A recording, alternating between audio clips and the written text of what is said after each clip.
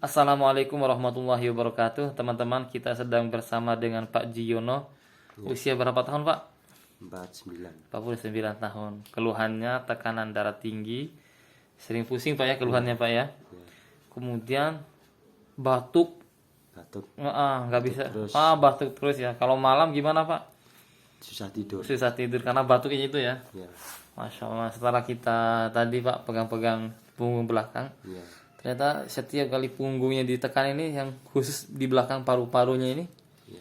terasa sakit. Akhirnya kita curiga jangan-jangan beliau karena saraf kejepit di bagian tulang belakangnya ini. Ternyata setelah kita kasih tindakan, alhamdulillah yang tadinya itu batuknya itu sering-sering Pak ya. Ya. Alhamdulillah. Biasanya kalau buat tidur terasa apa ya?